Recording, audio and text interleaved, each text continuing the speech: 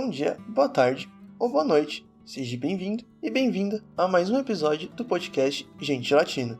Meu nome é Gabriel Lopes e eu estudo licenciatura em Ciências Humanas na Faculdade SESI de Educação. Hoje irei falar sobre o escritor, jornalista e pesquisador Eduardo Galeano. No primeiro bloco, iremos conversar sobre a vida de Galeano. Já no segundo bloco, iremos fazer uma reflexão sobre os primeiros capítulos de seu livro Veias Abertas da América Latina e com alguns apontamentos voltados para a história do Brasil. E no último bloco, deixo um questionamento atual sobre a influência colonial. Tenham todos um bom episódio. Nascido em Montevidéu, no Uruguai, lá nos anos de 1940, Eduardo Galeano era de família de classe média, e ele pretendia ser jogador de futebol. Só que ele achava que não tinha muita habilidade com a bola e desistiu do seu sonho. Aos 14 anos, teve seu primeiro contato com o mundo jornalístico. Ele enviou uma charge para o jornal El Sol, que era um jornal do Partido Socialista Chileno. E a sua carreira como jornalista começa na década de 60 como editor do jornal Marcha, e foi companheiro de trabalho de Vargas Llosa e Mário Benedetti. Durante a ditadura uruguaia, nos anos 1970, Eduardo escreve, em 1971, seu ilustre livro Veias Abertas da América Latina. Ele foi perseguido pelos militares, já que o livro era uma crítica ao continente da América do Sul e também por ser uma referência aos ideais de esquerda. Se exilou na Argentina e no país dos hermanos criou a revista Crises, que também é carregada dos ideais marxistas. A revista teve pouco tempo de vida, pois logo também na Argentina teve a sua ascensão ditatorial.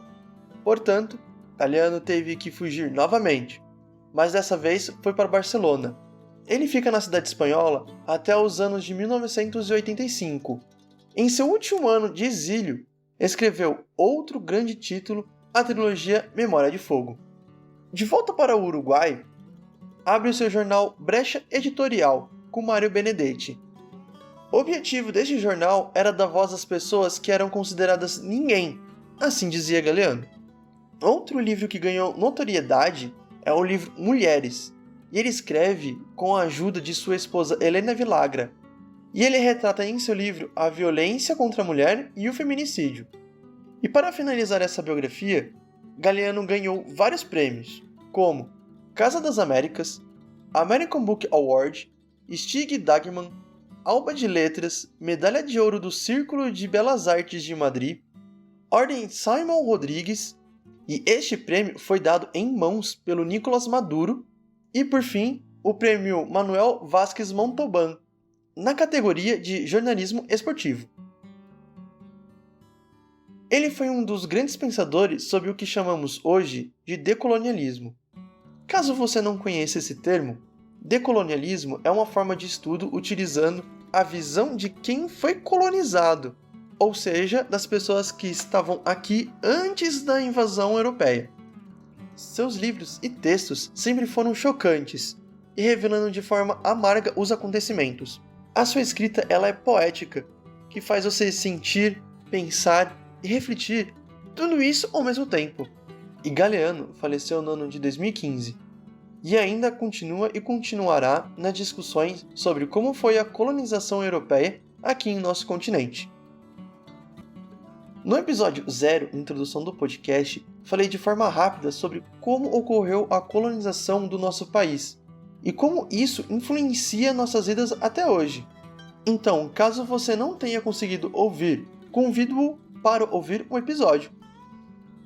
Quando o assunto for América Latina e utilizando o assunto para entender a história do Brasil, temos que ter alguns pontos em mente. Primeiro, o impacto da colonização portuguesa no Brasil foi tão grande que ainda se tem muitos resquícios em nossa sociedade brasileira. Segundo ponto, o Brasil foi um dos últimos países da América do Sul a se tornar independente. E esse foi um dos fatores que prejudicou na formação de uma identidade brasileira, uma formação econômica e uma formação política.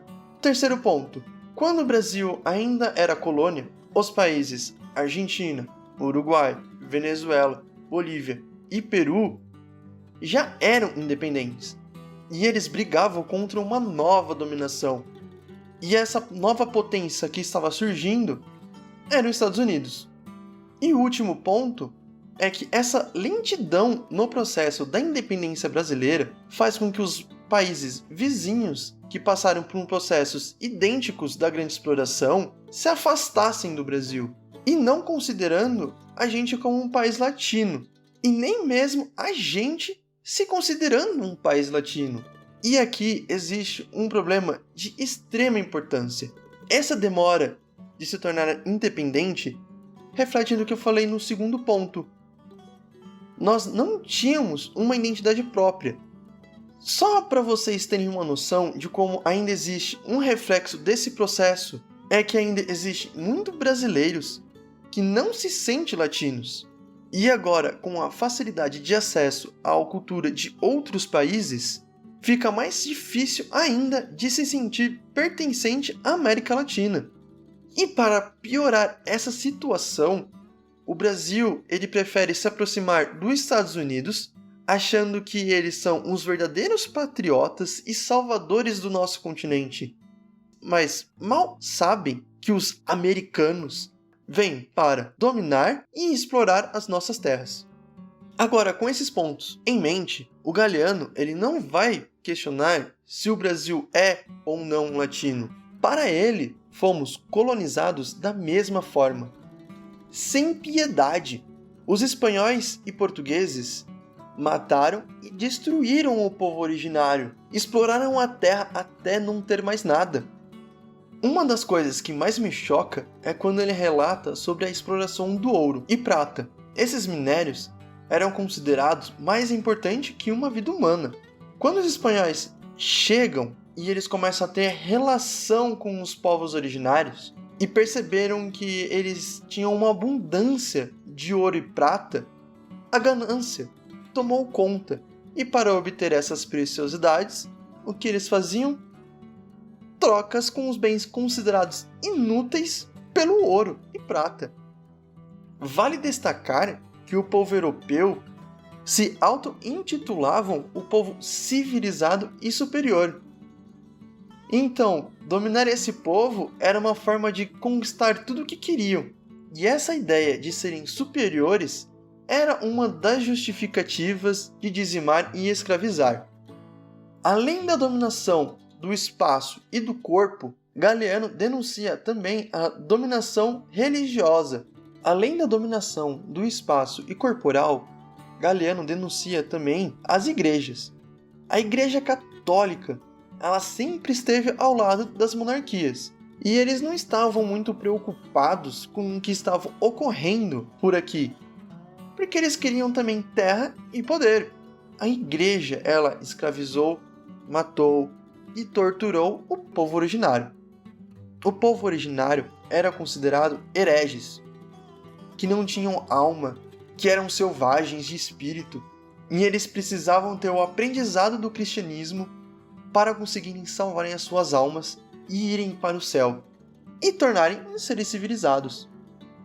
Indo já para o fim do Império Colonialista, lá para o século XIX, eles conseguiram destruir não só o Novo Mundo, mas a si mesmo. Todo o ouro que era retirado das terras eram derretidos e utilizados para o rei. Nada foi investido na colônia. Os espanhóis que tinham poder e dinheiro financiavam títulos nobres e eles não investiam em indústria, porque a coroa espanhola estabeleceu que a principal atividade era o extrativismo. E quem tivesse indústria iria perder a carta de fidalgo. Então, com esse incentivo ao extrativismo, estimulava as pessoas a quererem ter o título de nobre. E com o passar dos anos, a Espanha mais importava produto do que conseguiria extrair. Ou seja, novamente, a ganância da dominação e extração colocou eles mesmos em uma situação de autodestruição. A população na Espanha começa a ficar muito mais pobre e se encontra em situações degradantes. E isso vai piorar quando Carlos V e o Felipe II morrem. Mesmo com a Espanha não investindo em indústria, os outros países que estavam saindo do modo mercantilista para o industrial começaram a se beneficiar com o extrativismo. E às vezes a gente esquece que as coisas ocorrem juntas. Para a gente se localizar melhor na linha do tempo, lá em 1769 tem a criação da máquina a vapor, e em 1787 o tear mecânico. Então, utilizando a lógica dos colonizadores, o que é mais fácil? Criar uma fábrica ou extrair o material da natureza? Já que a Terra ela é gigante e tem muito material à vontade. Bom, muito mais fácil fazer a exploração. Mas uma hora esse recurso natural ele acaba. Outras formas de cultivos são aprendidas, outros países começam também a aprender a cultivar aquele material que era exclusivo daqui. Então, esse material que era escasso, ele vai se tornar comum e o seu valor que era alto, agora está lá embaixo. Após muitas batalhas para conquistar a independência e conseguir o fim da escravidão, um novo dominador começa a aparecer controlando o sistema político e econômico. E esse dominador é os Estados Unidos.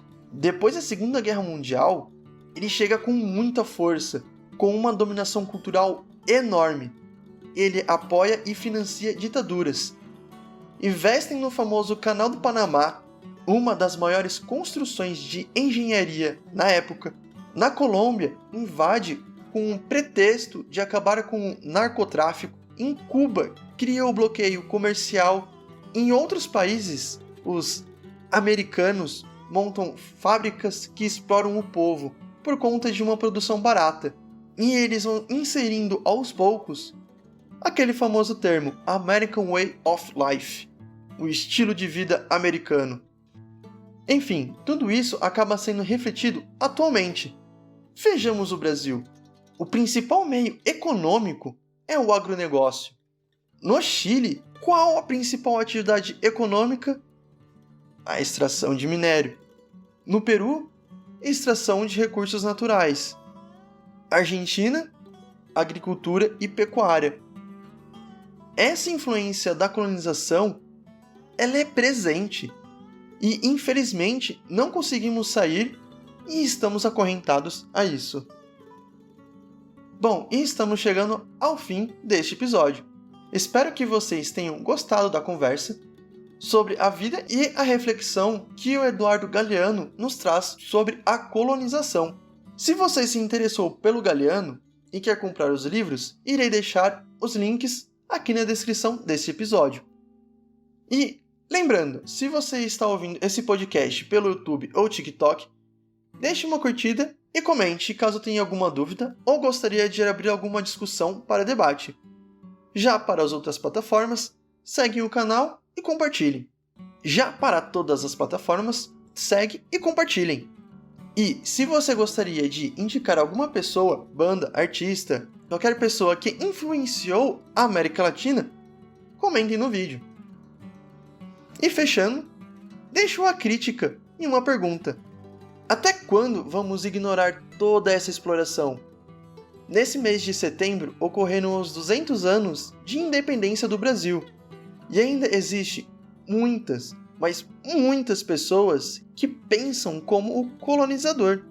Invadem a Amazônia para extrair um ouro. Matam indígenas para aumentar terras e pastos, para extrair a madeira ou criar gado. Ficam querendo colocar um pedestal no agronegócio. Sempre vamos ser um país que fique nesse setor primário? Reduzindo investimento na educação, sem ciência e sempre negando o óbvio? Até quando vamos nos sujeitar a isso? Agradeço a sua presença e até o próximo episódio.